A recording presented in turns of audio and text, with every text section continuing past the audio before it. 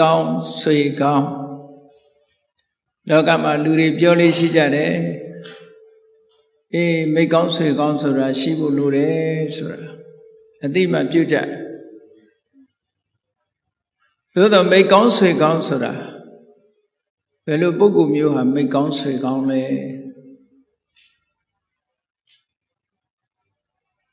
မိကောင်းဆွေကောင်းရဲ့အဓိပ္ပာယ်ကိုဖော်ထုတ်တဲ့အခါမှာကြတော့လွဲချော်မှုတွေရှိကောင်းရှိလိမ့်မယ်ပေါ့သို့မဟုတ်မိကောင်းဆွေကောင်းကိုတရုပ်ဖော်တဲ့အခါမှာမပြည့်မစုံဖြစ်တာမျိုးတွေလည်းရှိနိုင်တယ်ပေါ့မိကောင်းဆွေကောင်းလိုအပ်တယ်ဆိုတာတော့လူတိုင်းလက်ခံတယ်ဘယ်ပုဂ္ဂိုလ်မျိုးဟာမိကောင်းဆွေကောင်းလဲဆိုတာကြတော့မသိနိုင်ကြဘူးပေါ့မိကောင်းဆွေကောင်းလိုအပ်တာဘယ်အတိုင်းအတာအထိလိုအပ်တယ်လဲလို့မြတ်စွာဘုရားသခင်ကိုရောမြတ်ဟောကြားတော်မူခဲ့တဲ့ဒေသနာတော်တွေတဲကိုလေ့လာကြည့်မယ်ဆိုလို့ရှိရင်ဘဝကြီးပွားရေးအတွက်လည်းမိကောင်းဆွေကောင်းလိုအပ်တာပဲတန်တရားဟုတ်ကလွတ်မြောက်ဖို့နိဗ္ဗာန်ချမ်းသာကိုမျက်မှောက်ပြုဖို့ဆိုတဲ့နေရာမှာလည်းပဲမိကောင်းဆွေကောင်းလိုအပ်တာပဲလောကီရေးကိစ္စဖြစ်ဖြစ်လောကုတ္တရာရေးကိစ္စဖြစ်ဖြစ်မိကောင်းဆွေဟောင်းဟာအမတန်မှအရေးကြီးတဲ့အခန်းကဏ္ဍမှာရှိတယ်မြတ်စွာဘုရားကကြီးပွားတိုးတက်ဖို့အတွက်အင်္ဂါနှစ်ချက်ဖော်ပြထားတာရှိတယ်လောကတန်တရားနှစ်ဖြာကြီးပွားရေးအတွက်နံပါတ်1မိကောင်းဆွေကောင်းရှိရမယ်ဒါကအပြင်ဘက်ကအကြောင်းတရားလို့ခေါ်တယ် external condition အပြင်ဘက်ကအကြောင်းတရားနောက်တစ်ခုကယောနိသောမနတိကာရမှန်မှန်ကန်ကန်နှလုံးသွင်းဆင်ခြင်တတ်မှုဆိုတဲ့အကြောင်းတရားလည်းလိုအပ်တယ်အပြင်အကြောင်းတွေကဘလောက်ကောင်းကောင်းယောနိသောမနတိကာရလို့ဆိုတဲ့ internal condition မကောင်းဘူးဆိုလို့ရှိရင်လည်းကြီးပွားတိုးတက်မှုမရနိုင်ဘက်စုံလိုအပ်တယ်လို့မြတ်စွာဘုရားနေရာတိုင်းမှာမြတ်စွာဘုရားအကြောင်းကိုနှစ်ခုဟောလေးရှိပါတယ်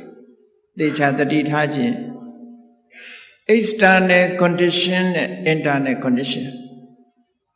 အပြင်ဘက်ကအကြောင်းတရားအတွင်းကအကြောင်းတရားအတွင်းနဲ့အပြင်ဒီနှစ်ခုပေါင်းစပ်ပြီးတော့မှထုတ်လုပ်လို့ရတယ်ဒါအသိသဘာဝကြတယ်ပဲလောကလည်းဒီတိုင်းပဲလေဆိုပါစို့ဘုန်းကြီးတို့တွေနေ့စဉ်စားနေတဲ့အစာအာဟာရပဲကြည့်ခန္ဓာကိုယ်ရဲ့ကကျမ်းမာမှုလို့ဆိုတဲ့ကံ့ကြောင့်ဖြစ်တဲ့ဩဇာလို့ခေါ်ရတဲ့အာဟာရယုတ်ကအခြေအနေကောင်းမှုလို့တယ်ပြင်ဘက်ကစားလိုက်တဲ့အစာထဲမှာပါလာတဲ့ဗဟိတဩဇာအဲ့ဒါကလည်းကောင်းမှုလို့တယ်ဣဇဒဩဇာ internal nutriment ဗဟိတဩဇာ external nutriment အဲ့ဒီနှစ်ခုပေါင်းစပ်လိုက်တဲ့အခါကျတော့မှခန္ဓာကိုယ်ရဲ့လိုအပ်ချက်တွေကိုဖြည့်ဆည်းပေးနိုင်တယ်နှစ်ခုရှိရတယ်ဒါကြောင့်မို့လို့အပြင်အစားအစာလည်းလိုအပ်တယ်အတွင်းကကျန်းမာရေးအခြေအနေကောင်းဖို့လည်းလိုအပ်တယ်ကျန်းမာရေးအခြေအနေမကောင်းတဲ့ပုဂ္ဂိုလ်ကိုဘလောက်ဖိကျွေးနေတိုးတက်လာမှာမဟုတ်ဘူးเนาะအေးဒါကြောင့်မို့လို့အတွင်းအပြင်ဆိုတာနေရာတကာမှာလိုအပ်တယ်ဆိုတာအင်မတန်မှလက်တွေ့ကြတယ်မြတ်စွာဘုရားကလည်းဒီတိုင်းဟောတာပဲပြင်ဘက်ကမိတ်ကောင်းဆွေကောင်းရှိရမယ်အတွင်းကကိုယ်တိုင်ကမှန်ကန်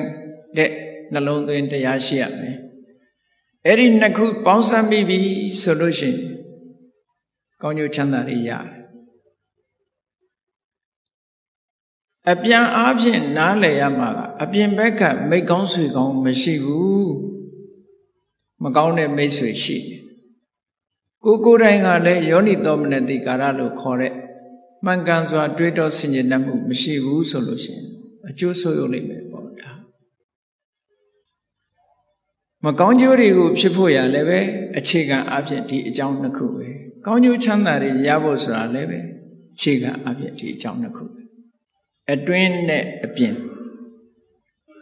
အကြောင်းတရားနှစ်ရပ်ပေါင်းစပ်ပြီးတဲ့အခါကျတော့မှ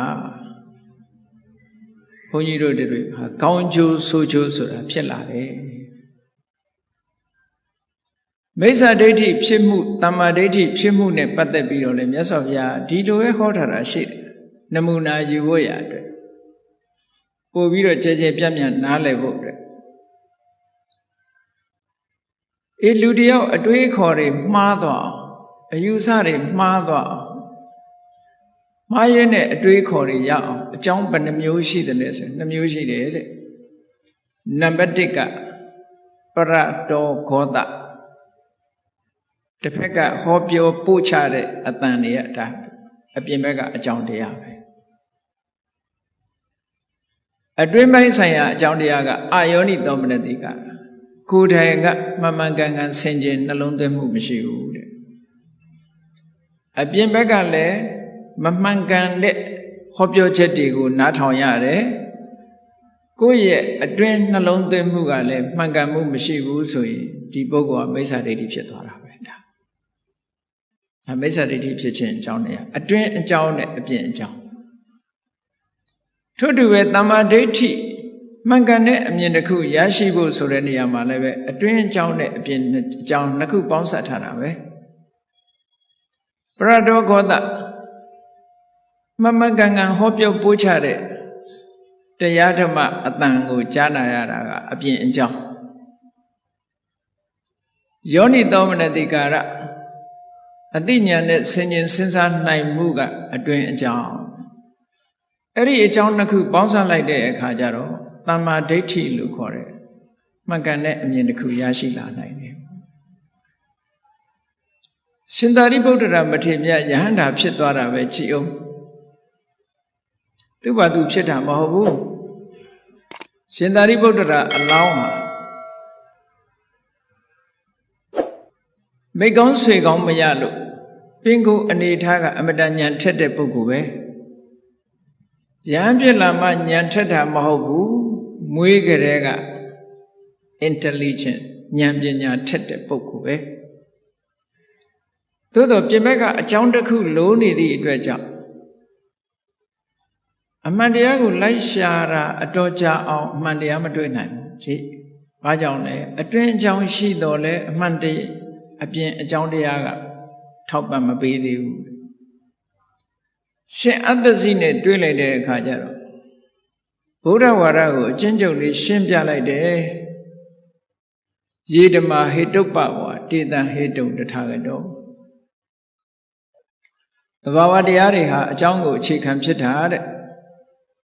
အဲ့ဒီအကြောင်းကိုဖြစ်တဲ့အခြေခံဖြစ်တဲ့တရားတွေကိုလည်းမြတ်စွာဘုရားကဟောတယ်အဲ့ဒီအကြောင်းကိုအခြေခံဖြစ်တဲ့တရားတွေရဲ့အကြောင်းရင်းအစစ်မှန်ကိုလည်းမြတ်စွာဘုရားကဟောတယ်အဲ့ဒီအကြောင်းတရားတွေချုပ်ငြိမ်းသွားလို့ရှိရင်လည်းပဲအကျိုးတရားတွေချုပ်ငြိမ်းသွားတယ်ဆိုတာကိုလည်းမြတ်စွာဘုရားဟောတယ်ချုပ်ငြိမ်းတဲ့နိလန်းတွေကိုလည်းဟောတယ်လို့သစ္စာလေးပါးကိုအချင်းချုပ်လေးပြောလိုက်တာဒုက္ခနဲ့သမုဒယဒီနှစ်ခုနာလိုက်ရတာနဲ့ပဲရှင်သာရိပုတ္တရာအလောင်းမှာသောတပန်ဖြစ်သွားတာပရတောဂောတလို့ခေါ်တဲ့မှန်ကန်တဲ့တရားသာ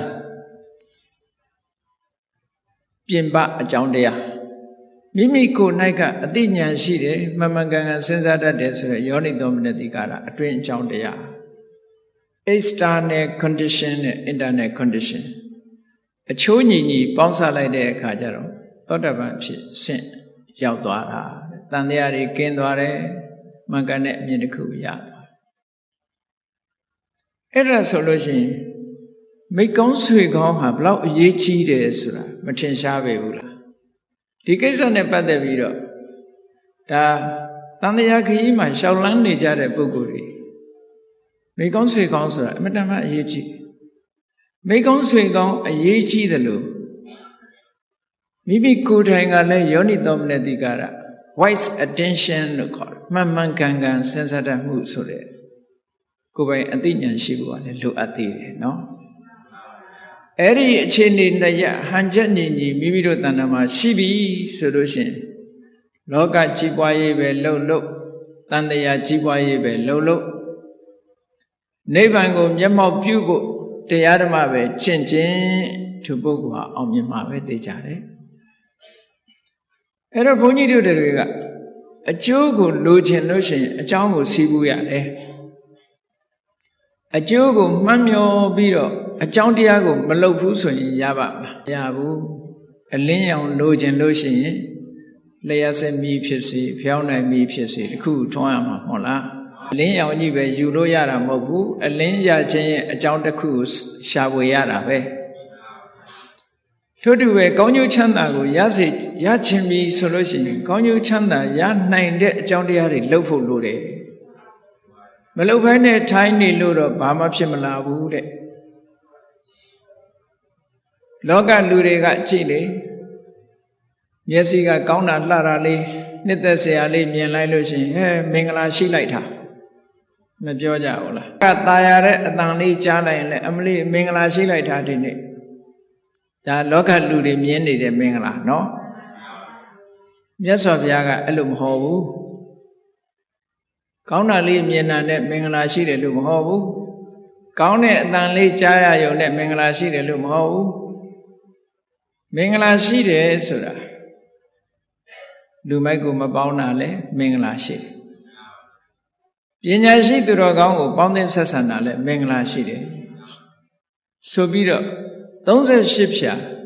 မင်္ဂလာတရားတွေကိုဟောသွားတာမှန်တယ်များအကြောင်းတရားတွေကြီးပဲဒါတွေလှုပ်လို့ပြောတာနော်ဒါတွေလှုပ်လို့ပြောတာလှုပ်ရမှာနဲ့မလှုပ်ရမှာဒီနှစ်ခုပဲပြောသွားတယ်လေအာရတိဝိရတိပါပါမစ္ဆပါဏာစတန်မောမလှုပ်ရမယ့်ဟာတွေကိုပြောထားတာနော်အာရတိဝိရတိပါပါမကောင်းတာတွေကရှောင်းတဲ့မစ္ဆပါဏာစတန်မောတဲ့အယက်သေးစာဘီယာဒါတွေမတော့နဲ့တဲ့ဟောကိုယ်ကဒါတွေမဖြတ်နိုင်ဘူးမင်္ဂလာရှိပါမလားမင်္ဂလာမရှိဘူးမင်္ဂလာဆိုတာဘာလဲဆိုရင်ဘဝမှာအောင်မြင်ကြီးပွားမှုနဲ့ချမ်းသာဒုက္ခရရှိမှုကမင်္ဂလာပဲအဲ့ဒီမင်္ဂလာတွေရချင်လို့ရှိရင်မင်္ဂလာရချောင်းတရားကိုစီးပူးအထောက်ပါလို့မြတ်စွာဘုရားဟောတယ်ခုဒီမှာလည်းပဲမိတ်ကောင်းဆွေကောင်းဆိုတာအကြောင်းတရားတစ်ခုပဲမိတ်ကောင်းဆွေကောင်းနဲ့ပတ်သက်ပြီးတော့တခါတော့ကသာဝတ္တနိကေသုတ်တံတစ်ခုမှာ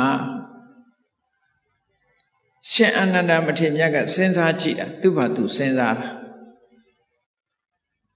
ရှင်အာနန္ဒစဉ်းစားပုံကလောကလူတွေစဉ်းစားပုံနဲ့သွားတူတယ်လောကလူတွေစဉ်းစားတာဘယ်လိုစဉ်းစားတော့ဆိုလို့ရှိရင်ဆရာသမားကလည်းသင်တာပဲဒါပေမဲ့ငါကိုယ်တိုင်ကလည်းကြိုးစားတယ်အဲ့တော့ဆရာသမားရဲ့အထောက်ပံ့က90ရာခိုင်နှုန်းငါကိုယ်တိုင်ကြိုးစားတာက90ရာခိုင်နှုန်းငါရဲ့အောင်မြင်ကြီးပွားမှုဟာဆရာနဲ့ငါဟာ50-50ပဲလို့ဒီလိုပြောကြတယ်မပြောဘူးလားဒီလိုပြောလို့ရှိကြတယ်နော်ရှင်အနန္ဒာလည်းအဲ့လိုတွေးတယ်တခါတော့ရှင်အနန္ဒာဒီလိုတွေးတာလောကလူသားတွေတွေးပုံနဲ့သွားတူတယ်သူဘယ်လိုလျှောက်တုံဆိုမြတ်စွာဘုရားအရှင်ဘုရားတဲ့ဟောဒီဗြဟ္မစရိယမြတ်သောအကျင့်ကျင့်ဖို့သာသနာတော်ကြီးနဲ့ကြုံတွေ့ပြီးမြတ်သောအကျင့်ကျင့်နိုင်ဖို့နိဗ္ဗာန်ချမ်းသာကိုမျက်မှောက်ပြုဖို့ဆိုတဲ့ကိစ္စမှာတဲ့ကလျာဏမိတ်တမိတ်ကောင်းဆွေကောင်းဟာတဝက်လောက်အကျိုးပြုပါတယ်လို့ဘုရားဟောလျှောက်တယ်50ပဲသူကနော်ရာခိုင်နှုန်းအပြည့်မဟုတ်ဘူးရာခိုင်နှုန်း90သူကတွေးတယ်လေဆရာသမားတွေကသင်ပေးတာရာခိုင်နှုန်း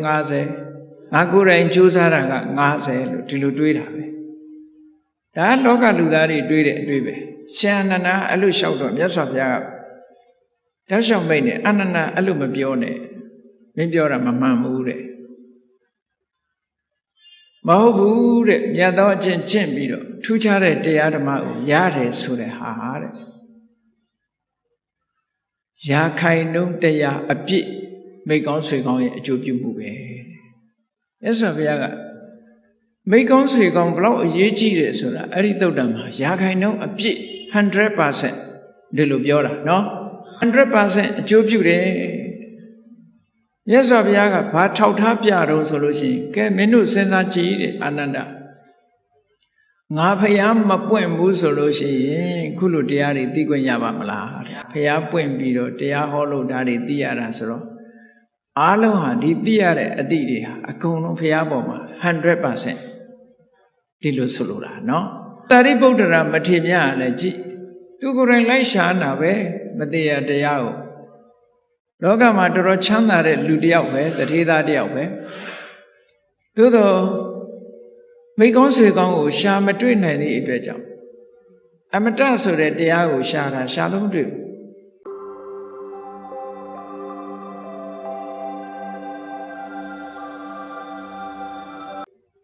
ရှင်အတ္တဇိနဲ့တွေ့တဲ့အခါကျတော့မှသူအမတတရားကိုတွေ့တယ်ဆို 100% ရှင်အတ္တဇိရဲ့အကျိုးပြည့်မှုပဲပေါ့အကယ်၍ရှင်အတ္တဇိမပါဘူးဆိုလို့ရှိရင်လုံးဝမသိနိုင်ဘူးပေါ့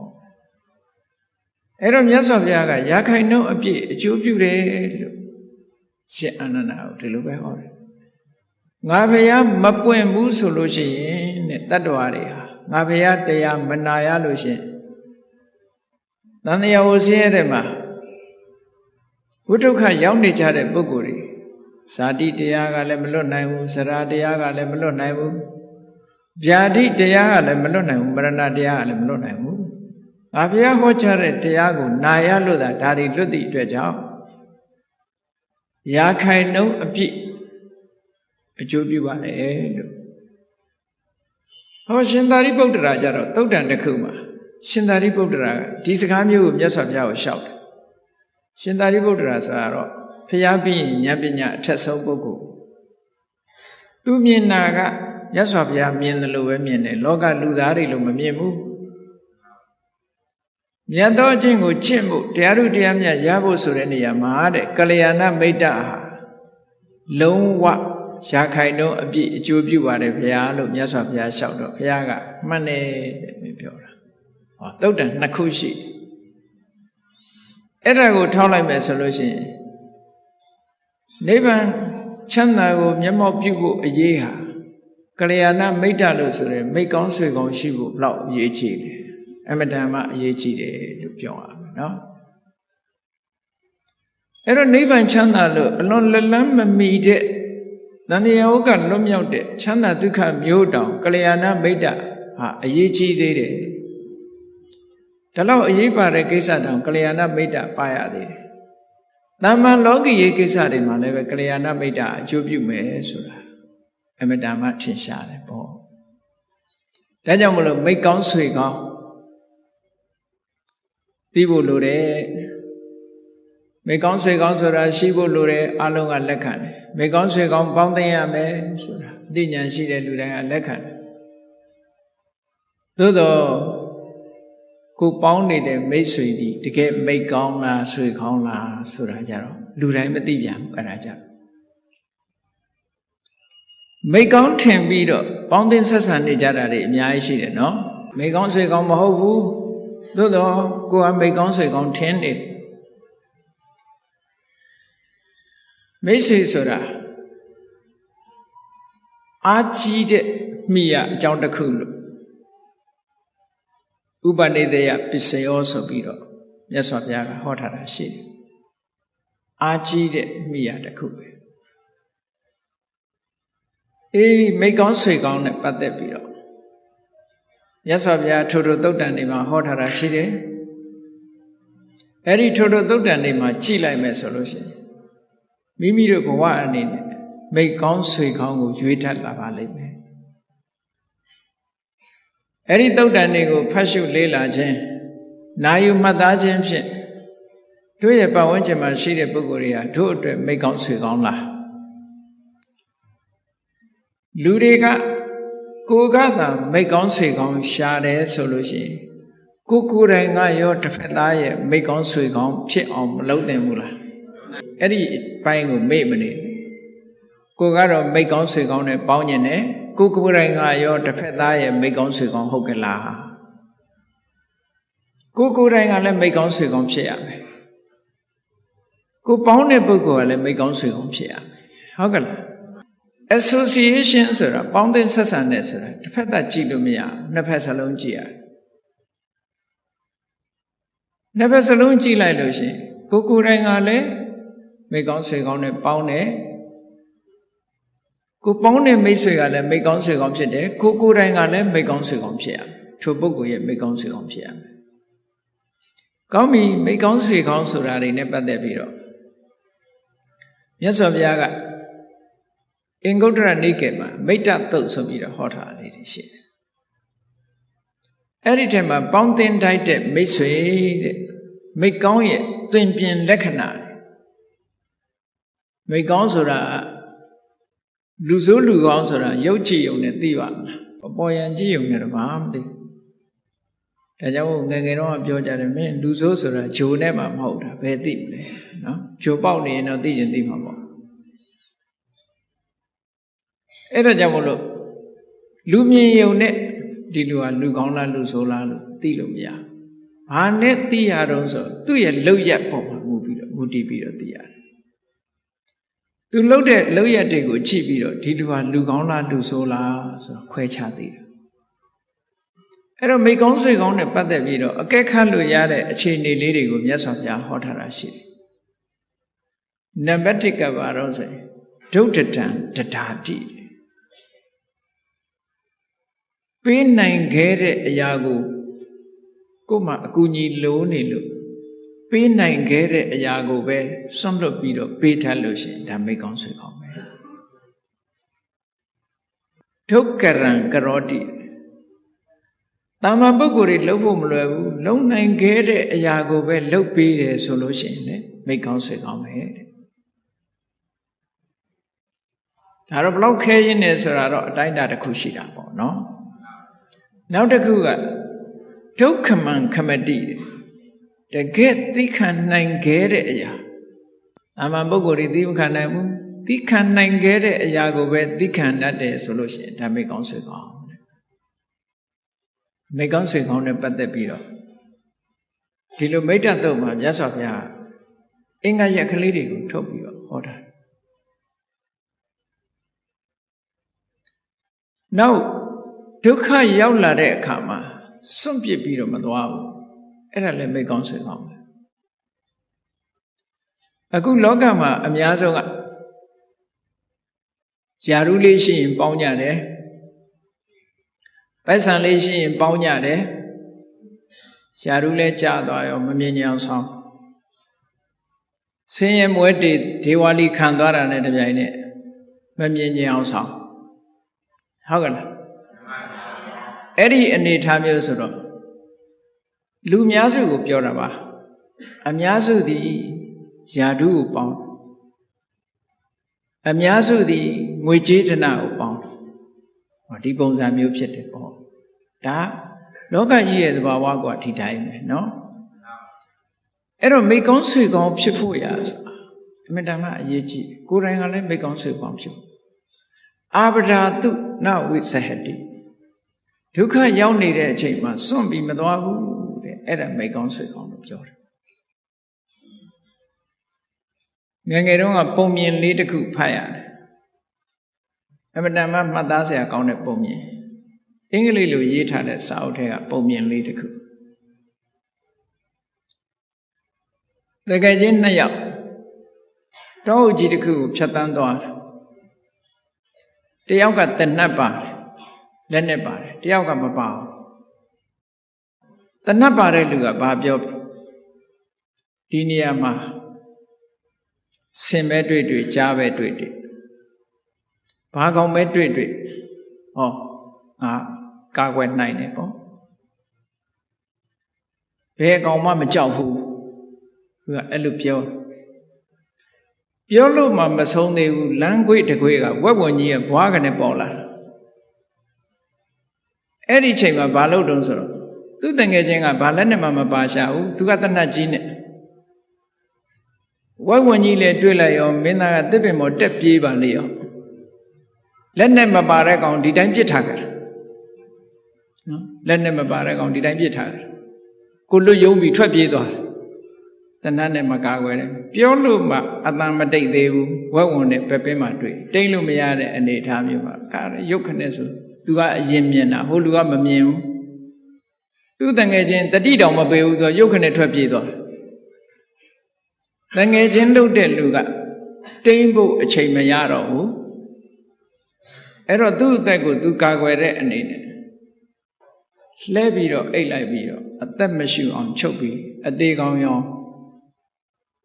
ဆောင်းပြီးတော့နေလဲရတယ်ပြေးဖို့ကအချိန်မရလိုက်အဲ့ဒီအချိန်မှာဝက်ဝင်ကြီးကအနာနာလာပြီးတော့ခေါင်းကိုရှာနဲ့ရက်တယ်ဟိုနန်းဒီနန်းလှုပ်တယ်ပေါ့အဲ့ဒါမလှုပ်ရဲဘူးအသက်လည်းမရှိရဲဘူးငိမ့်နေရလှုပ်လိုက်ရင်တော့ကြိုက်တော့မှသိချတယ်အဲ့ဒါလိုငိမ့်နေတဲ့အခါကျတော့ဝက်ဝင်ကြီးကလက်နဲ့ဟိုဘက်ကပုတ်ကြည့်ဒီဘက်ကပုတ်ကြည့်အသေးကြီးပဲဆိုပြီးတော့ဝက်ဝင်ကြီးကသူ့လမ်းသူလျှောက်သွားဝက်ဝင်ကြီးတကယ်ကွယ်သွားပြီဆိုတော့မှဟိုတဏှတ်နဲ့ကောင်ကတစ်ပစ်မောကနေဆင်းလာတယ်ဆင်းလာပြီးတော့တငယ်ချင်းမင်းဝက်ဝင်ကြီးကတူတူနဲ့ဘာပြောသွားတာတော့ဘာပြောသွားတာတော့ဆိုတော့ဟိုလူကပြောတယ်အေးဝက်ဝင်ကြီးကငါနာနာကပြောသွားတာတော့မိတ်ဆွေတငယ်ချင်းမပီးသားတဲ့အကောင်မျိုးနောက်ဘယ်တော့မှမပေါင်းနဲ့လို့ပြောသွားတယ်အဲ့ဒါလို့ပြောသွားတယ်အရေးကြုံလာပြီးတော့နှစ်ဦးပေါင်းပူးပေါင်းပြီးတော့ခုခံမယ်မရှိဘဲနဲ့အဲ့ဒါလို့ကိုလွတ်ယုံသွားတဲ့အကောင်မျိုးဘယ်တော့မှမပေါင်းနဲ့လို့ဝက်ဝင်ကြီးကသူ့မှားသွားတယ်လို့ပြောတဲ့အလုံးမသားဆရာကောင်းတဲ့ဟာမျိုးအဲ့ဒါကိုပြောတာအာပရာတုနသယတိဒုက္ခကြုံလာတဲ့အခါစွန့်ပြီးတော့သွားတာမျိုးဖြစ်ရဘူးတဲ့မေတ္တာမိတ်ကောင်းဆွေကောင်းဒါဘုရားဟောထားတဲ့ထဲကမိတ်ကောင်းဆွေကောင်းတစ်ခုပဲအေးဆရာသမားတွေနဲ့ပတ်သက်ပြီးတော့ပေးထားတဲ့မိတ်ကောင်းဆွေကောင်းရဲ့အင်္ဂါရပ်တွေကဘာတော့ဆိုရင်ပိယောဂရုဘာဝနိယောဝတ္တာစဝဆနခမောဆိုအဲ့ဒီဓမ္မအရေးကြီးတယ်ဆရာတင်ပြီးတော့ကိုးကွယ်မယ်ဆိုရင်အဲ့ဒီအည်သွေးတွေရှိမရှိကြည့်ရမယ်တဲ့မိကောင်းဆွေကောင်းပြီးရောချစ်ခင်လေးစားလောက်တဲ့သီလသမာဓိပညာအည်သွေးတွေရှိရလားဒါချစ်ခင်အပ်တဲ့အနေအထားမျိုးရှိရလားဂရုလေးစားလောက်တဲ့ကိုယ်ချင်းတရားရှိရလားဘာဝနိယချီးမွမ်းလောက်တဲ့ကိုယ်ချင်းတရားရှိရလားသို့မဟုတ်မေတ္တာဘာဝနာပွားတဲ့မေတ္တာစိတ်ဓာတ်ထုံတာရှိရလားဝတ္တာမကောင်းရင်လည်းပွင့်ပွင့်လင်းလင်းပြောတတ်တယ်ဆုံးမတတ်တယ်အကြံပေးတတ်တဲ့ပုဂ္ဂိုလ်ဟုတ်ခဲ့လားဝဆနခမောအပြစ်တွေ့လို့သူပြောလို့ရှိရင်လည်းလက်ခံတဲ့ပုဂ္ဂိုလ်ဟုတ်ခဲ့လားတချို့ကသူများကိုတော့ကိုယ်ကဆုံးမတယ်ကိုယ်ဆုံးမရင်ဘာပြောလဲရှာမရှိနဲ့ဟုတ်လားကိုယ်ကပြောတဲ့အခါတော့ရှည်ခြင်းတော့ရှည်ပေါ့ကိစ္စမရှိဘူးကိုယ်လာပြောလို့ရှိရင်မကြိုက်တဲ့လူကပိုများတယ်နော်အဲ့ဒါမျိုးမဖြစ်ရဘူးတဲ့ဝတ္တာကိုယ်ကလည်းဆုံးမတတ်ရမယ်ဝဆနခမသူကပြောလို့ရှိရင်လည်းလက်ခံတာဖြစ်ရမယ်အဲ့ဒီအချက်ကအမတန်ခက်တယ်ဘာလို့ခက်တာတုံးဆိုလူတွေမှာမာနရှိတယ်မာနရှိသည့်အတွက်ကြောင့်ကိုယ်ရဲ့ငယ်တဲ့ပုဂ္ဂိုလ်ကပြောရင်လက်မခံနိုင်ကိုယ်အောက်ကလူကပြောလဲလက်မခံနိုင်ငါသိငါတတ်ငါတော်ငါတတ်လာမပြောနဲ့ဟောပြောလို့ရှိရင်ရံမယ်ဒီနေရာမှာကြတော့ရှင်သာရိပုတ္တရာရဲ့စိတ်ဓာတ်အမတန်မှအတူခိုးကြကောင်းပညာရှိပိသတယ်ပေါ့ရှင်သာရိပုတ္တရာဘယ်လိုပညာရှိပိသတော့ရှင်သာရိပုတ္တရာမထေရမြတ်ကိုတခါတော့ကသင်္ကန်းလေးယုံထားတာလေးကမညီမညာလေးအမှတ်တမဲ့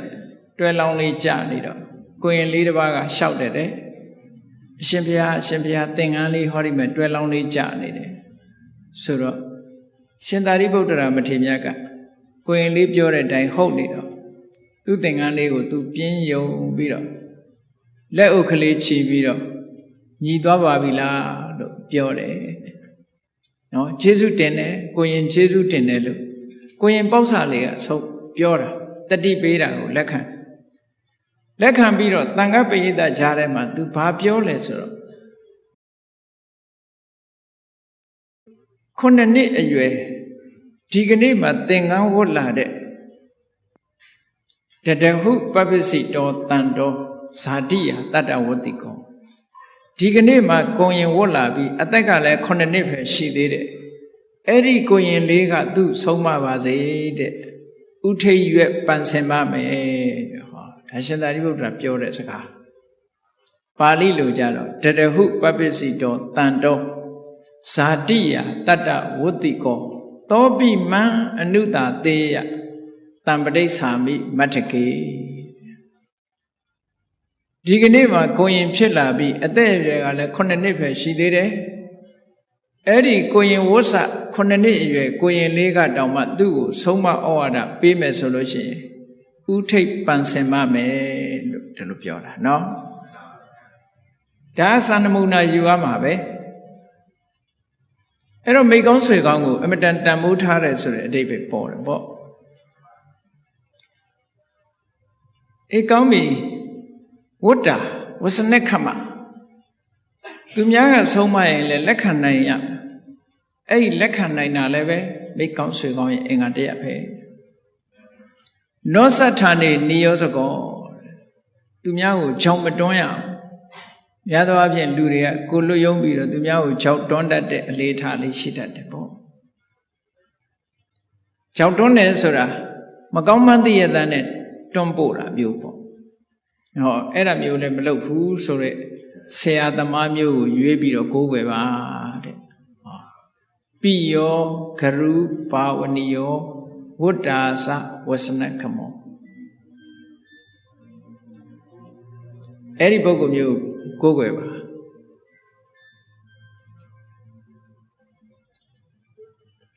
ထို့တူပဲလောကမှာလည်းပဲဒီမိတ်ဆွေတွေရှိတယ်အဲ့ဒီမိတ်ဆွေဆိုတဲ့ထဲမှာပထမမိတ်ဆွေမဟုတ်ဘဲနဲ့မိတ်ဆွေရောင်ထင်းနေရတဲ့ပုဂ္ဂိုလ်မျိုးက၄မျိုးရှိတယ်၄ယောက်ရှိတယ်အဲ့ဒါမြတ်စွာဘုရားကသင်္ဃာလောဝါဒသုတ်တံမှာသင်္ဃာလသရိုသားကိုဆုံးမဩဝါဒပေးတဲ့အနေနဲ့ဟောထားတာလေးတွေရှိတယ်မိတ္တပฏิရူပက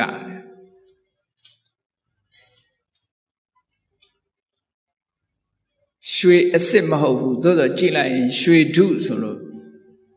သုဝနာပฏิရူပကရွှေဓုနော်ကြည့်လိုက်ရင်တော့ရွှေပဲမြင်လိုက်ရတဲ့အခါဝါဝါလေးရွှေတိုင်းပဲသို့တော့အစ်စ်မဟုတ်ဘူးအတုဆိုတာသရံတူတယ်ပေါ့လုံးဝကွဲပြားနေရင်တော့အတုလို့မခေါ်ပါဘူးအတုဆိုတာအစစ်နဲ့တော့တူရမယ်ပေါ့အေးလောကမှာရွှေအစစ်ကိုတုထားတဲ့ရွှေထုရှိသလိုမိတ်ဆွေအစစ်ကိုတုနေတဲ့မိတ်ဆွေထုရှိသေးတယ်ဒါတတိထားဆိုတာကိုယ်တိုင်ကလည်းမိတ်ဆွေထုမဖြစ်စေနဲ့ကိုပေါင်းတဲ့ပုဂ္ဂိုလ်ဟာလည်းပဲမိတ်ဆွေအတုမဖြစ်စေရဘူးအဲ့တော့မိတ်ဆွေအတုဆိုတာဘာလဲတဲ့မြတ်စွာဘုရားမိတ်ဆွေအတု၄ယောက်ကိုဟောထားတာရှိမြတ်စွာဘုရားကသုံးထားတာမိတ်ဆွေအတုလို့ဆိုကြတဲ့ကမိတ်ဆွေမဟုတ်ဘူးတဲ့နော်အတုဆိုတာအစစ်မဟုတ်ဘူးပေါ့နော်အေးမိတ်ဆွေအတုဟာနံပါတ်1ကပါဠိလိုအညဓာတုဟရအညဓာတုဟရဆိုတာမိတ်ဆွေအတုပဲဘာလဲအညဓာတုဟရဆိုတာကိုယ့်ဘက်ကတစ်ဖက်သက်ကိုပေါင်းသိတဲ့ပုဂ္ဂိုလ်ထံကနေပြီးတော့ဘာဖြစ်ဖြစ်သူကရအောင်ယူတတ်တယ်နော်ဟိုဟာလေးတောင်းမယ်ဒါလေးတောင်းမယ်ဟိုဟာလေးယူမယ်ဒါလေးယူမယ်အမြဲတမ်းရအောင်ယူတတ်တယ်အဲ့ဒါကိုအညတ္တထုဟရသူကယူသွားတာ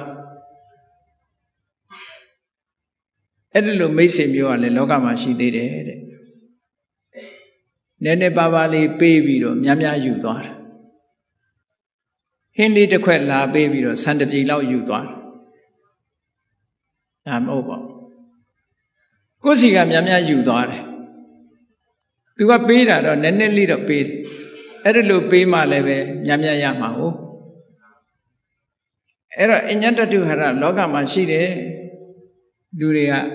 နည်းနည်းပေးပြီးတော့များများရအောင်ယူသွားတယ်သူကိုယ်တိုင်ဒုက္ခရောက်နေပြီဆိုလို့ရှိရင်အကူအညီရဖို့အတွက်တစ်ဖက်သားကိုသိကျိုးနွန်တယ်တစ်ဖက်သားကိုကျိုးနွန်ပြီးတော့ပေါင်းတဏှာလာအောင်ပေါင်းတတ်တယ်အညတ္တတုဟရမိတ်ဆွေ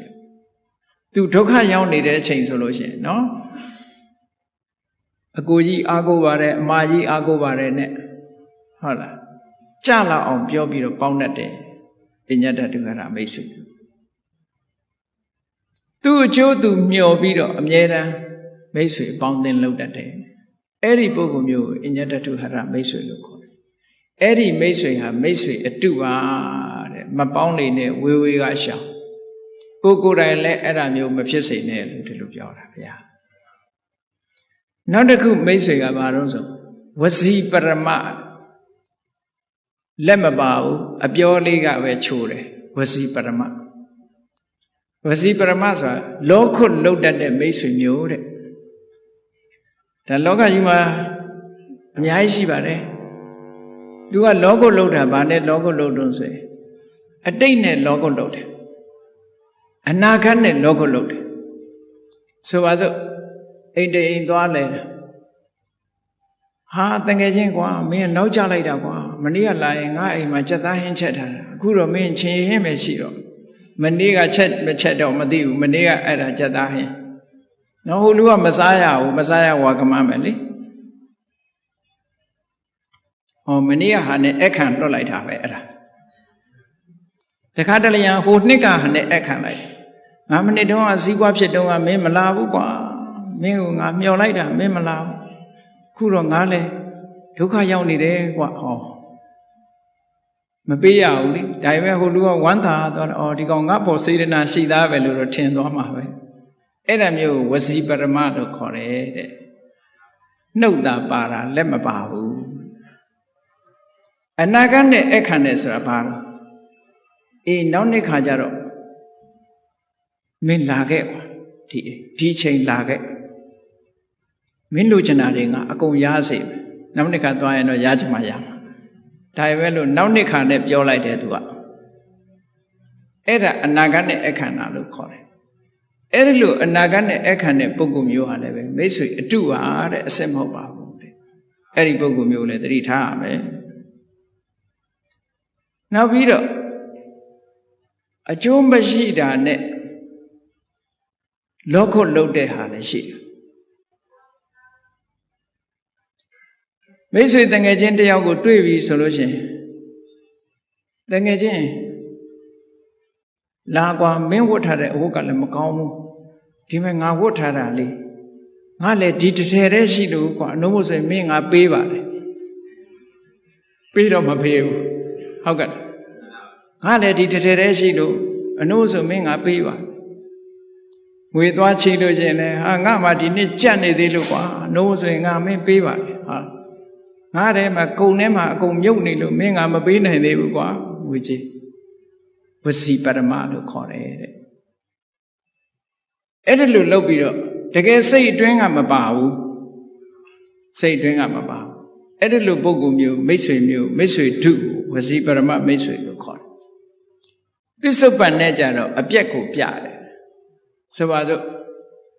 တကယ်ချင်းငါသွားเสียရှိလို့မင်းကားလေးခဏငါစမ်းဟာငါကမင်းလျှော့ပါမကောင်းလို့ကွာဒီနေ့ဝါရှော့ပို့ရမှာတကယ်တော့ကောင်းတယ်ကောင်းရင်လည်းကောင်းနေမှာပေါ့နော်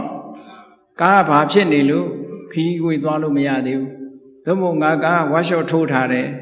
ဟုတ်မဟုတ်ပေါ့ပစ္စုပန်မှာအပြက်ပြလိုက်တယ်လေအပြက်ပြလိုက်တဲ့အခါကျတော့မပေးရတော့ဘူးပေါ့အဲ့ဒါလို့ပစ္စုပန်မှာအပြက်ပြပြီးတော့လူတစ်ဖက်သားကိုပြောတဲ့မိတ်ဆွေမျိုးဟာဝစီပရမမိတ်ဆွေမျိုးဒါလောကကြီးမှာကြုံရတတ်ပါတယ်ဒါမျိုးတဲ့အဲ့ဒီမိတ်ဆွေကတော့မိတ်ဆွေဒုပါတဲ့မိတ်ဆွေအစစ်မဟုတ်ပါဘူးတဲ့နောက်တစ်ခုကတော့အနုပိယဘာဏီအနုပိယဘာဏီဆိုတာဘ ဘယ်တော့မဆိုအကြိုက်ကိုလိုက်ပြောတတ်တဲ့မိတ်ဆွေအကြိုက်ကိုလိုက်ပြောတတ်တယ်သူ့အကြိုက်တိုင်းလိုက်ပြောတာကောင်းလဲလိုက်ပြောတာပဲမကောင်းလဲလိုက်ပြောတာအဲ့ဒီမိတ်ဆွေမျိုးကလည်းမိတ်ဆွေဒုပဲတဲ့မကောင်းဘူးဘယ်လိုအကြိုက်လိုက်ပြောတာတော့ဆိုလို့ရှိရင်မကောင်းတာပြောလဲအေးကောင်းတယ်ကောင်းတယ်ကောင်းတာပြောလဲအေးကောင်းတယ်ကောင်းတယ်နော်ဟိုတစ်ဖက်သားအကြိုက်ကိုလိုက်ပြောတာဘယ်တော့ဖြစ်လဲဟုတ်ကဲ့သမားပေါ့နော်ဘာဖြစ်ဖြစ် yes ပဲသူကတော့အဲ့ဒါလို့အကောင်းဘက်ကနေလိုက်ပြီးတော့ပြောအဆိုးလဲအကောင်းဘက်ကလိုက်ပြောဘယ်ဘက်ဖြစ်ဖြစ်အကောင်းဘက်ကနေလိုက်ပြောတယ်မကောင်းမှုတွေလုပ်မယ်ဆိုရင်လဲဟာကောင်းတာပေါ့ကောင်းတာတွေလုပ်ရင်လည်းဟာကောင်းတာပေါ့ဘယ်ဟာပဲဖြစ်ဖြစ် तू ကြိုက်တာ तू ပြောတဲ့စကားသံနောက်လိုက်ပြီးတော့ तू အကြိုက်လိုက်ပြောတတ်တဲ့မိတ်ဆွေမျိုးကလည်းမိတ်ဆွေကောင်းမဟုတ်ဘူးတဲ့ဒါတွေကိုလည်းလူတွေကပေါင်းသိကြတာပဲဘာဖြစ်လို့လဲကိုယ်သဘောနဲ့အံကြဖြစ်နေတာအဲ့ဒီပုဂ္ဂိုလ်မျိုးဟာသူကရှေ့မှာကြတော့ချီးမွမ်းတယ်ရှေ့မှာကြတော့ချီးမွမ်းလူတွေကရှေ့ကြတော့ချီးမွမ်းကြတယ်လေဟုတ်တာပေါ့ဟုတ်တာပေါ့မင်းသိတော်တာဘာညာနဲ့ဆိုအဲ့ဒီလူရဲ့ထွက်သွားရောမင်းငေါ့ကြရတာဒီကောင်ဒီတိုင်းမှာဒီကောင်ဘယ်ဟုတ်မလဲဒါမျိုးတွေဟောနော်လူနှစ်ယောက်အတင်းပြောနေတယ်မဟုတ်လားအတင်းပြောလို့ရှိရင်သူတို့နှစ်ယောက်တွေ့တဲ့အခါမှာဒီပြင်လူတစ်ယောက်အကြောင်းပြောတာဒီပြင်လူတစ်ယောက်အကြောင်းဟာမကောင်းကြောင်းတွေပြောသွားရင်နောက်တစ်ယောက်ကထသွားအလုံးဆရာရှိသေးတယ်ပြန်လိုက်အောင်မယ်ဆိုဟိုတစ်ယောက်ကဘာလို့မေးထိုးပြီးတော့ကြံရတယ်သူလည်းတူတူပါပဲဒီလူဟာမျိုးတွေတဲ့အဲ့ဒါမျိုးဆိုလို့ရှိရင်တော့အဲ့ဒါအနုပ္ပိယပါဏိရှေ့တော့ကောင်းတယ်၊ကွဲရကြတော့အတင်းပြောတယ်အဲ့ဒါလည်းမိတ်ဆွေကောင်းမဟုတ်ဘူးတဲ့မြတ်စွာဘုရားတတိထားမဲ့ပုဂ္ဂိုလ်မျိုးတွေပဲနောက်တစ်ခုကျတော့နံပါတ်၄ကဘာတော့ဆိုလို့ရှိရင်အပါယသဟာယစီးပွားပြက်ဖို့အတွက်မှာအပေါင်းအသင်းဖြစ်နေတဲ့ပုဂ္ဂိုလ်အပါယသဟာယပစ္စည်းဥစ္စာတွေပျက်စီးဖို့အတွက်အပေါင်းအသင်းနဲ့ဘာတော့ဆိုလို့ရှိရင်အေးဘီယာဆိုင်သွားမယ်ဆိုဖော်ပဲလိုက်မယ်နော်တရားပွဲဆိုရင်တော့မလိုက်ဘူးဘီယာဆိုင်ဆိုလို့ရှိရင်အေးလိုက်မယ်နော်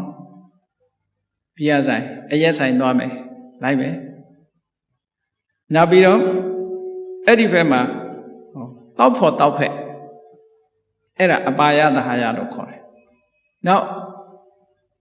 အချိန်မတော်အချိန်တော်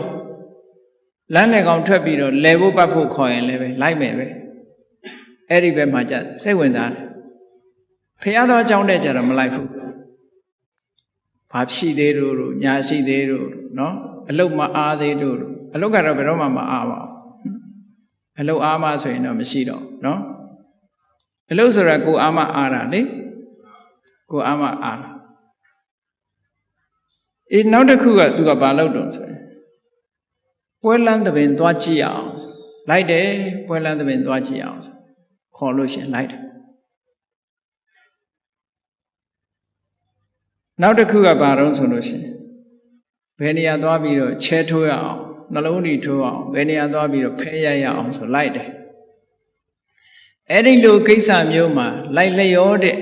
အဖော်ပြုတဲ့မိတ်ဆွေမျိုးဟာအပါယသဟာယလို့ခေါ်ပါတယ်အဲ့ဒါတွေကလည်းအပေါင်းအသင်းမိတ်ဆွေအစ်စ်မဟုတ်ပါဘူးတဲ့ဒီပုဂ္ဂိုလ်တွေပေါင်းရင်းဖြင့်ပျက်စီးသွားနိုင်ပါတယ်မြတ်စွာဘုရား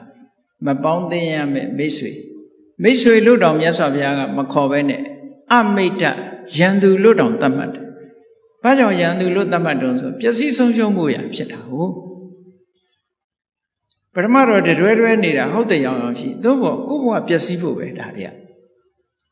တောက်ဖို့တောက်ဖဲလောင်းကစားဖို့လောင်းကစားဖဲအပြောအပသွားဖို့သွားဖဲဆိုပျက်စီးဖို့ပဲမဟုတ်လားပျက်စီးဖို့ပဲအဲ့ဒါမျိုးအပါယသဟာယလို့ခေါ်တယ်အဲ့ဒီလိုမိတ်ဆွေမျိုးကလည်းလောကမှာအများကြီးအဲ့ဒါကိုမြတ်စွာဘုရားကအမိတ္တယံသူလို့ပဲသတ်မှတ်တယ်မိတ်ဆွေလို့မသတ်မှတ်ဘူးအေးပေါင်းလိုက်တဲ့အခါကျတော့၄မျိုးမြတ်စွာဘုရားခေါ်ထားတယ်အဲ့ဒီလိုပုဂ္ဂိုလ်မျိုးကိုယ်တိုင်လည်းမဖြစ်သင့်ဘူးကိုပေါင်းတဲ့သင်တဲ့ပုဂ္ဂိုလ်တွေထဲမှာလည်းဒါမျိုးကိုမိတ်ဆွေလို့မသတ်မှတ်သင့်ဘူးပေါ့ လောကလူဆိုတာကတော့ကြုံတွေ့ကြမှာပဲဒါဖြစ်ဗျာဒီလိုမပေါင်းသင့်တဲ့မိတ်ဆွေတွေမပေါင်းသင့်တဲ့မိတ်ဆွေတွေကများနေတယ်ဘယ်လိုပုဂ္ဂိုလ်မျိုးတပည့်တော်တို့ပေါင်းရမလဲဆိုမြတ်စွာဘုရားပေါင်းရမယ့်ပုဂ္ဂိုလ်တွေကိုခေါ်ထားတာရှိသူဟထမိတ္တတကယ်ကိုစိတ်ရင်းနှလုံးရင်းကနေကောင်းတဲ့ပုဂ္ဂိုလ်မျိုးသူဟထ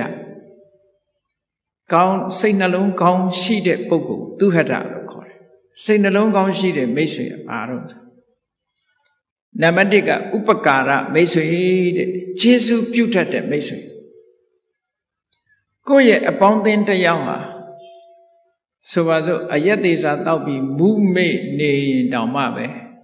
အရက်မူးပြေသည်ထိအောင်သူ့အန္တရာယ်မဖြစ်အောင်စောင့်ရှောက်ပေးတယ်တဲ့ဟောမကောင်းတာလှုပ်တာတောင်စောင့်ရှောက်ပေးတာနော်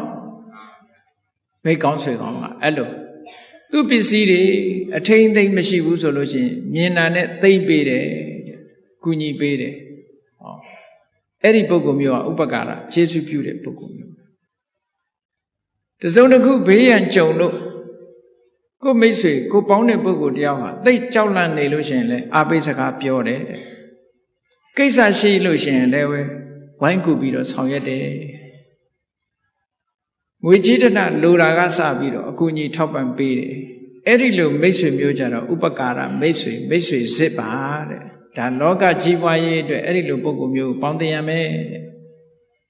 နောက်မိတ်ဆွေတစ်ခုကဘာလို့ဆိုတမာနဒုက္ခဒုက္ခ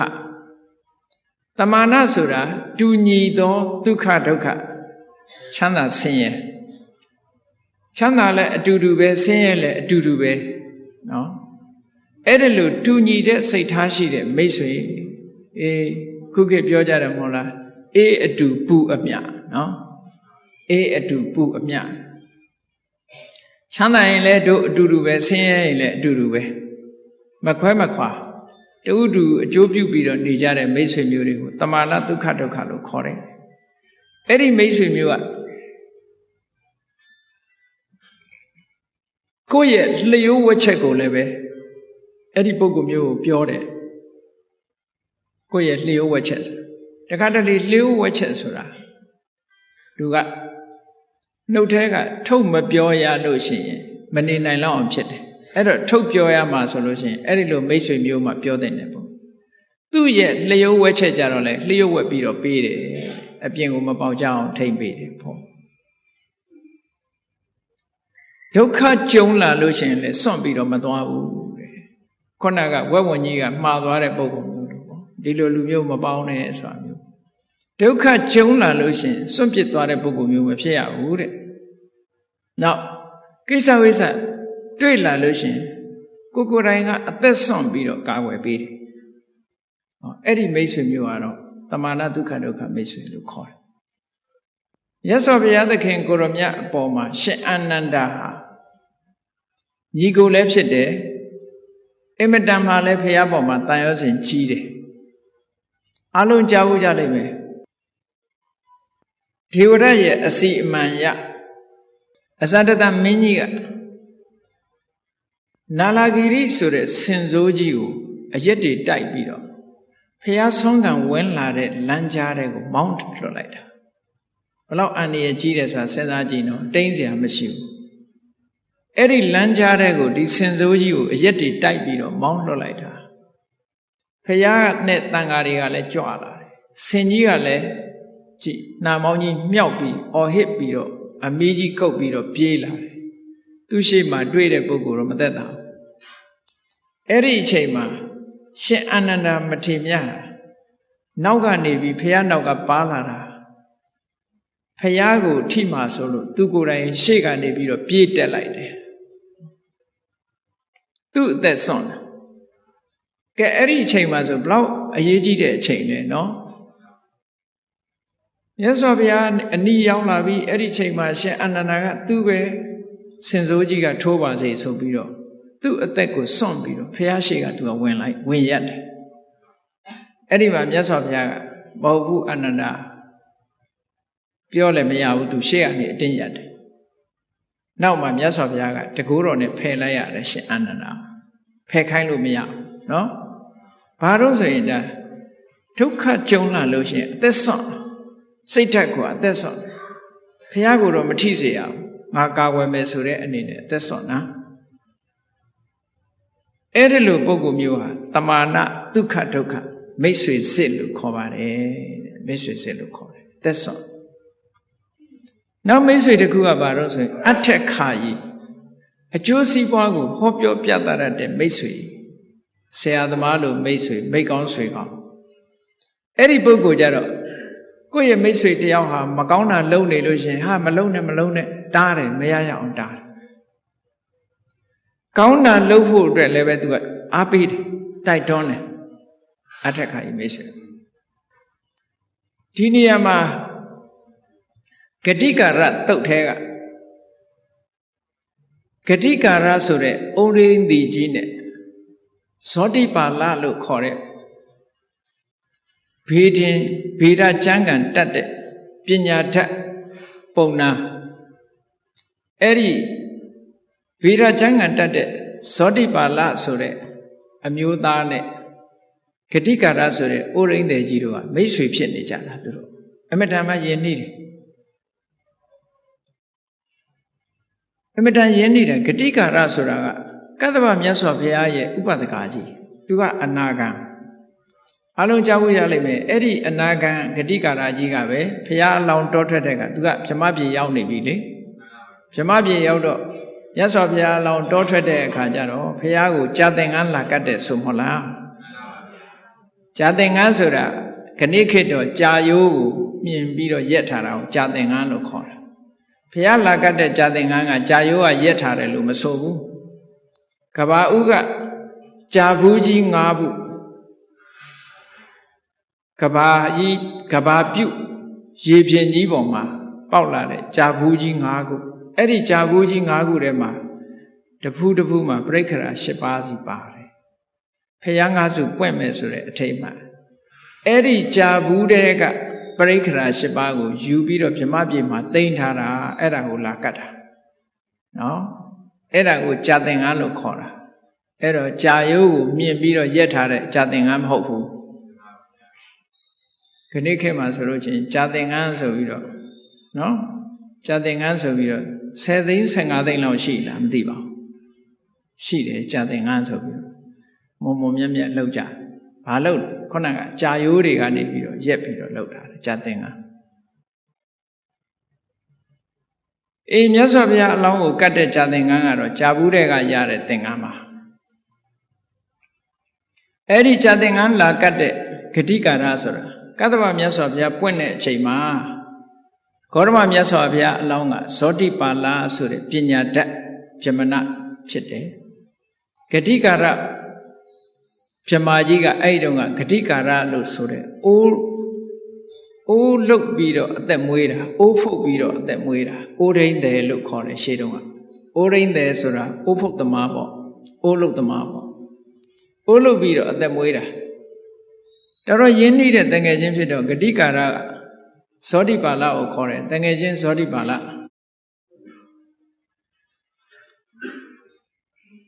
ဖះเจ้าတော်သွားရအောင်ဖះเจ้าကအနီးနီးလေးပဲဖះเจ้าသွားပြီးတော့ဖះကိုနဲ့ဖះစီကတရားနာရအောင်လို့ခေါ်တာဇောတိပါဠဘာပြောတော့တငယ်ချင်းဒီကထုံးနေစီသွားလို့ဘာရမှာကထုံးနဲ့နော်ခေါ်တာမုံတကဖះစီသွားဖို့ခေါ်တယ်ဟိုလူကမလိုက်ဘူးအဲ့ဒါတော့စဉ်းစားကြည့်နော်တရားပွဲခေါ်လို့လည်းလိုက်ချင်မလိုက်ပါနော်အဲ့ဒီမလိုက်တဲ့လူကဘယ်သူတုံးဆိုတာဂေါတမမြတ်စွာဘုရားရဲ့အလောင်းအဲ့ဒီချိန်တုန်းကဇောတိပါဠဆိုပုံနာအေးမလိုက်ဘူးဘာဖြစ်လို့ဖះနဲ့ဝေးနေတာတုံးသူကိုယ်တိုင်ဖះဖြစ်မဲ့ပုဂ္ဂိုလ်ဖြစ်တဲ့နဲ့ဘာလို့ဝေးနေတာတုံးဆိုလောလောဆယ်သူ့ရဲ့ပတ်ဝန်းကျင်ကဖះတရားမကြည်ညိုတဲ့အမျိုးမှဖြစ်နေတာဟုတ်ဒါလည်းတတိထားရတယ်နော်တခါတရံကိုယ်တိုင်ကမယိုးဖလားမိကောင်းဖခင်သာသမီဖြစ်လို့တရားတရားလေးအထိုက်အသင့်ရှိနေတာကိုအထင်မကြီးနေနဲ့ဒီဘဝမှာအခိုင်အမာမတိဆောက်ဘူးဆိုလို့ရှိရင်နောက်ဘဝဟာလွယ်လွယ်ကူကူလေးနဲ့ပြောင်းလဲသွားမှာဒီစိတ်ဓာတ်ကလေးတွေအဲ့ဒါကြောင့်သာသနာတော်နဲ့ကြုံတွေ့တဲ့အချိန်လေးမှာ ဒီမှန်ကန်တဲ့စိတ်ဓာတ်ကလေးတွေကိုခိုင်ခိုင်မာမာတိဆောက်ထားဖို့လိုအပ်တယ်ဒသနမူလိကတတ္တာအတိညာဏ်ကိုအခြေခံတဲ့တရားတရားသောတပတ္တိမက်လို့ခေါ်တယ်အတိညာဏ်ကိုအခြေခံတဲ့တရားတရားမျိုးရအောင်တိဆောက်ထားမှသာမြဲတယ်လို့မို့ဆိုရင်မမြဲဘူးကြည့်ဘုရားအလောင်းကသဗ္ဗဘုရားပွင့်ပြီးရင်ပွင့်မဲ့ဘုရားအလောင်းနော်ဘုရားကြောင့်ခေါ်တော့ဗာပြောမလိုက်ချင်ပါဘူးတဲ့ဒီကရုံးရုပ်တွေစီဟောဒီလိုပြောတာအဲ့ဒါနဲ့တငယ်ချင်းလှုပ်တဲ့လူကလည်းတော်တယ်ဒါဖြင့်တငယ်ချင်းကြောင်းမသွားဘူးဆိုရင်ဒီနာတို့မြစ်သွားပြီးရေချိုးအောင်ရေချိုးအောင်ဆိုအလွယ်တကူလိုက်သွား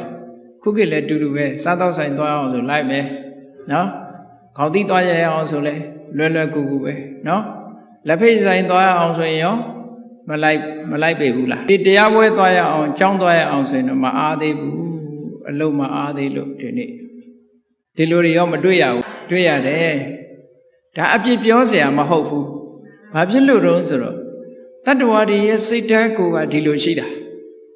အဲ့တော့ဒီလိုရှိတာကိုတချို့ကထင်သေးတယ်တို့ကတော့ပါရမီနုနေသေးလို့နောင်ပါရမီရင့်လာရင်ဖြစ်လိမ့်မယ်လို့ဒီလိုထင်တာမဖြစ်ဘူးဘယ်တော့မှလည်းရင့်လာမှာမဟုတ်ဘူးခုတည်းကမလေးကျင့်လို့ရှိရင်ဘယ်တော့မှရင့်လာမှာမဟုတ်ဘူးပြောကြတယ်မို့လားနေ့ဖန်ဆိုရင်သိနောက်ကျသွားပြီ tomorrow will be too late အဲ့တော့နောက်ဘဝဆိုရင်သိနောက်ကျသွားပြီဒီအခြေအနေမျိုးကိုရကြမှာရမှာရထားတဲ့အခြေအနေခေါင်းလေးမှာကိုလို့ဆရာရှိတာတွေကိုပြီးပြင်းဖြစ်အောင်အခိုင်အမာဖြစ်အောင်တိဆောက်ထားဖို့မလိုအပ်ဘူးလိုအပ်တယ်သာသနာတော်နဲ့လည်းကြုံတွေ့နေတယ်ဖရာတရားတွေလည်းနာယူခွင့်ရနေတယ်ဒီအချိန်လေးမှာဟိုကိစ္စဒီကိစ္စအကြောင်းပြပြီးတော့မလုံမိဘူးဆိုလို့ရှိရင်ဒီဘဝဝေးတာတဲ့နောက်ဘဝကျပိုဝေးသွားမှာနီးလာမယ်လို့တော့မအောင်မေ့လေနဲ့ဝေးသွားဖို့ပဲရှိတယ်ဖရာလောင်းအရင်မှရည်တောင်ဖရာကြောင့်ခေါ်လို့မရဘူးเนาะအဲ့ဒါနဲ့တန်ငယ်ချင်းဆိုတာကောင်းတဲ့ဘက်ကိုမရရအောင်ခေါ်တယ်သူကကဲရေချိုးသွားရအောင်ဆိုလိုက်တယ်အဲ့ကြတော့လွယ်လွယ်ကူနဲ့ပဲရေသွားချိုးတယ်နေအောင်သားရေပါချိုးပြီးတဲ့အခါကျတော့မြစ်စိတ်ကနေတက်လာအဲ့ဒီတက်တဲ့အခါကျတော့ဂတိကာရကပြောပြန်တယ်တန်ငယ်ချင်းဇောတိပါလားဟောမယ်ဖះကြောင့်ဒီနားလေးပဲနီးနီးလေးတို့သွားရအောင်လိုက်ခဲ့ဘာလို့လိုက်မှာမလိုက်ဘူးဆိုတော့ဟိုလူကနောက်တစ်ခါထပ်ပြောတယ်မဟုတ်ပါဘူးတန်ငယ်ချင်းဟာဖះကြောင့်သွားရအောင်ပါလိုက်ခဲ့ပါလို့ဆိုမလိုက်ဘူးမင်းမလိုက်လို့မရဘူးဆိုပြီးပစိုးစာဆွဲကင်တယ်အဲ့ကြတော့မရဘူးလိုက်မယ်လိုက်ရအဲ့ဒါလဲဟိုလူကလက်ကိုတွန်းပြီးတော့ပစိုးစာယုံတယ်မလိုက်ဘူးတဲ့နောက်တစ်ခါထပ်ခေါ်တယ်ထပ်ခေါ်တဲ့အခါကျတော့ဂတိကာရဥရိန္ဒေကြီးကခွန်အားဗလာလည်းအမတန်ကောင်းတာဇောတိပါဠရဲ့စတုံးကိုဆွဲပြီးတော့တငယ်ချင်းမင်းလိုက်မှလားမလိုက်ဘူးလားသပင်ဆွဲခေါ်တော့တာအဲ့ကြတော့နော်အဲ့သပင်ဆွဲခေါ်တဲ့အခါကျတော့ဟိုလူကလည်းစိတ်ဓာတ်ဘုရားလောင်းဆိုတော့စိတ်ဓာတ်အမတန်ကောင်းတယ်ဘုရားလောင်းတွေကစိတ်မယုံပါဘူးအထင်မြင်လေးတော့သူတို့မှားခြင်းမှားနေလိမ့်မယ်စိတ်ယုံမှမရှိဘူးအတွေးလည်းမလွဲတတ်ဘူးဘုရားလောင်းတွေကအဲ့ဒါဟာဘုရားလောင်းရဲ့စွန့်ရည်တတ္တိပဲသပင်ဆွဲခေါ်တဲ့အခါကျတော့ကြံတဲ့လူဆိုရင်ရံဖြစ်တော့မှာပဲမဟုတ်လားမင်းငါသပင်ဆွဲရမလားမင်းစော်ကားလားကြီးလားဆိုပြီးတော့အဲ့ဒီနေရာတွေမဲ့ရံပွဲဖြစ်တော့မှာသူကဘယ်လိုစဉ်းစားလိုက်တုံးဆိုအိုးထင်းတယ်ဆိုတာဗြဟ္မဏတွေနဲ့စားလို့ရှိရင်အမတန်ဇက်ကနှိမ့်နေပေါ့အိန္ဒိယမှာဒါဇက်နှိမ့်လို့ခေါ်တယ်ဇက်နှိမ့်ဆိုရင်အန်တက်ချေပေါ်ထိတောင်မထိရဘူးသူတို့ကအခုလို့သပင်ကင်ဖို့ဆိုတာအမတန်အဝေးကြီးအဲ့တော့သူ့စိတ်ထဲမှာဘယ်လိုတွေးတုံးဆိုငါသပင်တောင်ဆွဲခေါ်တယ်ဆိုတော့တကယ်ကိုအကျိုးရှိလို့ဖြစ်လိမ့်မယ်ငါတငယ်ချင်းကသူတွေးပုံကအဲ့လိုတွေးတာနော်မှန်ကန်တဲ့အတွေ့ငါတငယ်ချင်းကငါ့ကိုဒီလောက်ထိအောင်စွတ်ဒီလိုငါသပင်တောင်ဆွဲခေါ်တယ်ဆိုတာဟာတာမန်တော့မဟုတ်ဘူးတကယ်အကျိုးရှိလို့ဖြစ်လိမ့်မယ်ဆိုတော့တငယ်ချင်းမင်းငါသပင်တော့မဆွဲနဲ့လွတ်ငါလိုက်မယ်ဆိုပြီးလိုက်သွားဘုရားစီလည်းရောက်ရောဘုရားကတရားဟောတယ်သတ္တဝမြတ်စွာဘုရားတရားဟောတဲ့အခါကျတော့ဘုရားတရားဟောလိုက်တဲ့အခါကျတော့လေညာမတန်ထက်တဲ့ပုဂ္ဂိုလ်ဆိုတခါတည်းသဘောပေါက်သွားတာအိမ်ကိုမပြန်တော့ဘုရားစီကနေဆင်းလာတဲ့အခါကျတော့ဂတိကာရကိုပြောတယ် တန်ငယ်ချင်းမင်းဒီတရားတွေနားနေရတဲ့နဲ့မင်းဘာဖြစ်လို့သင်္ကန်းမို့ထားတော့သူကမေးတယ်ဇောတိပါလားတန်ငယ်ချင်းမင်းဘာလို့သင်္ကန်းမို့ထားတော့ဆိုတော့ဂရိကာရပြန်ပြောတယ်တန်ငယ်ချင်းနဲ့မင်းလည်းအတိပဲတဲ့ငါမှအဖေအိုအမေအိုနှစ်ယောက်ရှိတယ်သူတို့ကမျက်စိလည်းမမြင်ကြဘူးငါမလှုပ်ကြွေးရင်ဘယ်သူလှုပ်ကြွေးမှာတော့အမေအဖေတွေလှုပ်ကြွေးဖို့အတွက်ငါသင်္ကန်းမို့နိုင်တာပါပြောတဲ့အခါကျအေးအဲ့ဒါဆိုလို့ရှိရင်လည်းဟုတ်တယ်ငါကတော့အိမ်မပြန်တော့ဘူးကွာသင်္ကန်းဝတ်တော့မယ်ချက်ချင်းပဲဆုံးဖြတ်ပြီးတော့ဖះစီပြန်ဝင်ပြီးရဟန်းဖြစ်ခွင့်တောင်းတာအဲ့ဒီဘဝမှာဖះလောင်းရဟန်းဖြစ်သွားပါတယ်ဂေါရမမြတ်စွာဘုရားလောင်းအဆိုရှိတယ်မို့လားဗျာဒိတ်ခံခဲ့တာ24စုရှိတယ်ထင်မယ်ဖះရဟန်းဖြစ်ခဲ့တာ9ချိန်ပဲရှိတယ်လို့ပြောကြတယ်နော်9ခါပဲဖះဖြစ်ရဟန်းဖြစ်ခဲ့တယ်တဲ့ဖះနဲ့တွေ့တဲ့အခါပေါင်းဟာ24ချိန်တွေ့ခဲ့တယ်ပေါ့ဖះ24စုနှစ်ချိတ်ရှစ်စုလို့ခဏပူဇော်နေကြတာအဲ့ဒီဟာကိုရည်ညွှန်းတာမြတ်စွာဘုရားဂေါရမမြတ်စွာဘုရားအလောင်းဗျာဒိတ်ခံခဲ့တာက24စုအဲ့ဒီထဲမှာဂေါရမမြတ်စွာဘုရားထည့်လိုက်တဲ့အခါကျတော့25စုမဖြစ်ဘူးလားအဲ့ဒီ25စုထဲမှာဘာထပ်ထည့်လိုက်တုံးဆိုတော့ဒီပင်ကရာမြတ်စွာဘုရားနဲ့တကဘာထဲပွင့်တဲ့ဘုရား3စုရှိတယ်တနှင်္ကရာတဲ့တရဏင်္ကရာတဲ့မေထင်္ကရာတဲ့ဒီပင်ကရာမြတ်စွာဘုရားအရင်ကတကဘာထဲမှာပွင့်တဲ့ဘုရား3စုကိုထပ်ထည့်လိုက်တဲ့အခါကျတော့2ချိတ်8စုဖြစ်တာပေါ့အဲ့ဒါ2ချိတ်8စုကိုးကွယ်တယ်ဆိုတာအဲ့ဒါအဓိကကတော့ဂေါရမဘုရားအလောင်းဗျာဒိတ်ခံခဲ့တဲ့ဘုရားတွေပဲအေးချက်ချင်းပဲဘုရားအလောင်းများဟာကုသိုလ်ကောင်းမှုလုပ်ပြီးဆိုရင်ဘယ်တော့မှတွန့်ဆုတ်မှုမရှိဘူးဒီလိုစိတ်ဓာတ်မပြင်းထန်တဲ့ပုံကိုယ်တွေကြတော့အဲ့လိုမဖြစ်ဘူးသုသာတောင်းနေပေမဲ့လို့တကယ်လုပ်ရမယ်ဆိုလို့ရှိရင်ယွန်းတွန့်ဖြစ်တတ်သေးတယ်အဲ့ဒါဘာလို့ဆိုရင်ဆန္ဒကလည်းအဓိပတိမတတ်ဘူးဝိရိယကလည်းအဓိပတိမတတ်ဘူးစိတ်ဓာတ်ကလည်းအဓိပတိမဖြစ်ဘူးအသိဉာဏ်ကလည်းအဓိပတိမဖြစ်ဘူးသင်္ကစားဆရာတော်ဘုရားကြီးရဲ့စကားပုံအဖြစ်ရေးထားတဲ့ကြံထဲမှာကြားဖို့ကြပါလိမ့်မယ်လူတွေဟာမန္တလေးကဖြစ်တဲ့ပုံဝတ္ထုလေးတစ်ခုပေါ့ဈေးတောင်ကကိုမောင်တဲ့သူ့နာမည်မန္တလေးဘုရားကြီးသွားပြီးနေစဉ်ဘုရားရှိခိုးအော်ကြီးဟစ်ကျဲဆုတောင်းနိဗ္ဗာန်မြတ်ဖို့ကိုရက်တူတူနဲ့ရပါရစေသူကရက်တောင်အရှိမလို့ခြင်းဘူးနော်နိဗ္ဗာန်မြတ်ဖို့ရက်တူတူနဲ့ရပါရစေနေတိုင်းအော်ပြီးဆုတောင်းတာဆုတောင်းတဲ့အခါကျတော့တနေ့ကျတော့တငယ်ချင်းတယောက်ကဒီကောင်တဲပြီးတော့နိဗ္ဗာန်ဆုတောင်းမှလားတကယ်သွားကျင်သလားငါစုံစမ်းအောင်မယ်တဲကြတော့အဲ့ဒါတရားမင်းအဝတ်အစားတွေဆိုင်ကနေငှားလာပြီးတော့သူကကြိုတင်ရောက်ပြီးတော့ဘုရားနောက်ကကွယ်နေတာဟိုလူကနေပြီးတော့ဘုရားပါရှ िख ိုးပြီးတော့ကျဲလောင်နဲ့ဆုတောင်းလိုက်ရောတရားမင်းအောင်ဆောင်ထားတဲ့တကယ်ချင်းကထွက်လာတယ်ဟဲ့ငမောင်ငါတရားမင်းမင်းနိဗ္ဗာန်ဆုတောင်းနေတာကြာပြီအဲ့တော့ငါလဲနတ်ပြည်ကအလုပ်ကိစ္စတွေနဲ့မအားလို့မလာရဘူးဒီကနေ့တော့မင်းကနိဗ္ဗာန်ပို့ပေးဖို့အခုဆင်းလာခဲ့ပြီကဲလာသွားကြစို့နိဗ္ဗာန်ဆိုတော့ကြောင်ကြည့်နေတယ်တရားမင်းကြီးအခုလိုက်ရမှာလားဟာအခုလိုက်ရမှာပေါ့အိမ်ပြန်ပြီးတော့ပြောဦးမှဖြစ်မှာအိမ်ကလူတွေကတော့ကြဘယ်သွားမှမသိအိမ်ပြန်မရစေအိမ်ပြန်အိမ်ကမျိုးသမီးနဲ့သွားတိုင်ပင်အောင်မှဖြစ်မှာဆိုတော့အေးသွားတိုင်ပင်မင်းငါ9ရက်ပဲခွင့်ပေးမယ်နော်အများကြီးခွင့်မပေးနိုင်ဘူးနိဗ္ဗာန်ဆိုတာအမတန်ရောက်ရခဲ့များအိမ်ပြန်သွားတဲ့တောင်းပတ်မှန်နဲ့အိမ်ပြန်ရောက်တဲ့ခါကျတော့အိမ်ကအမျိုးသမီးနဲ့စကားပြောငါဒီလိုပဲဆူတောင်းတာခဏတော့ဆူတောင်းပြည့်ပြီတရားမင်းကအဲ့ဒါနိဗ္ဗာန်ကိုလိုက်ခဲ့လို့ခေါ်သွားတယ်ငါဘယ်လိုလုပ်ရဆိုတော့အမျိုးသမီးကတွန်းတာပေါ့အမလေးရှင်ဆူတောင်းပြည့်တာပဲတရားတောင်လားခေါ်မှလိုက်သွားပေါ့ဘာလို့ပြန်လာဟာနင်တယောက်တည်းဖြစ်ပါမလားဖြစ်ပါမလားနော်မဖြစ်တာကသူဖြစ်အဲ့တော့စဉ်းစားမနေနဲ့ရှင်လိုက်တာသွားဆိုရင်စဉ်းစားအောင်နော်မဲဘာမှမစဉ်းစားဘူးနေမစဉ်းစားလဲငါတော့စဉ်းစားရအောင်မယ်လို့ပြောတယ်အဲ့ဒါမျိုးဖြစ်နေတယ်ဘာဖြစ်လို့လဲဆိုတော့စိတ်ဆန္ဒကမပြတ်တာလေဩကြည့်ဇောတိပါဠဘုရားအလောင်းကြတော့ ချက်ချင်းပဲဆုံးဖြတ်လိုက်တယ်အိမ်မပြန်တော့ဘူးချက်ချင်းသင်္ကန်းဝတ်တယ်သူကတ္တဗဘုရားစီခေါ်တော့ကလည်းသူမလိုက်ချင်ဘူးလိုက်လာပြီးတဲ့အခါတရားဓမ္မလည်းသိလိုက်ရောချက်ချင်းဆုံးဖြတ်ပြီးချက်ချင်းသင်္ကန်းဝတ်သွားတယ်ဒီနေရာမှာပြောလို့ရင်ကတော့ကြည်ခေါဏကမိတ်ဆွေဆိုတဲ့နေရာမှာအမတန်မှအရေးကြီးတဲ့မိတ်ဆွေဂတိကာရအိုးရင်းတယ်ကြီးဟာတကယ်ကိုမိတ်ဆွေအစ်စ်ဖြစ်ပါတယ်အဲ့ဒါကြောင့်မို့လို့ဒီဘုရားလောင်းဇောတိပါဠပုံနာကိုဘုရားစီမရောက်ရောက်အောင်သူခေါ်သွားတာကိုယ်တိုင်ကမိတ်ဆွေစစ်ဂတိကာရကလည်းမိတ်ဆွေစစ်ဖြစ်တယ်ဇောတိပါဠကလည်းမိတ်ဆွေစစ်ဖြစ်တယ်နှစ်ဦးစလုံးမိတ်ဆွေစစ်ဖြစ်ကြသည့်အတွက်ကြောင့်အကျိုးရှိတာဖြစ်သွားတယ်ပေါ့အဲ့ဒါကိုပြောတာနော်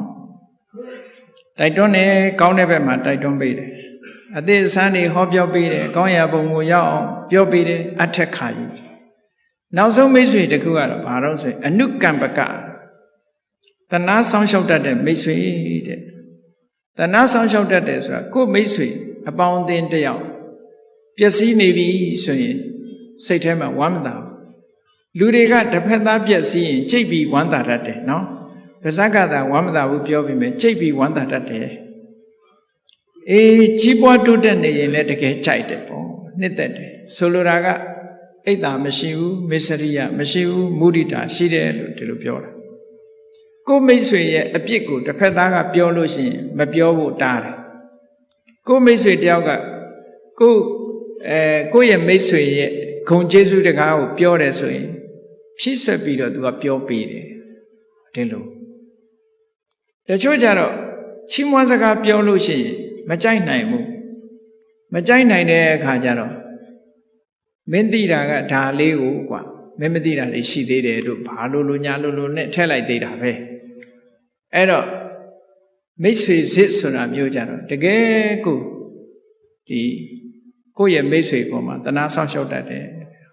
ပေါင်းလိုက်တဲ့အခါကျတော့ဥပကာရလို့ခေါ်တဲ့ကျေးဇူးပြုတတ်တဲ့မိတ်ဆွေ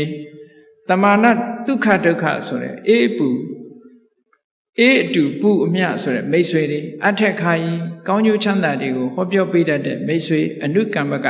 တဏှာဆောင်လျှောက်တတ်တဲ့မိတ်ဆွေတဲ့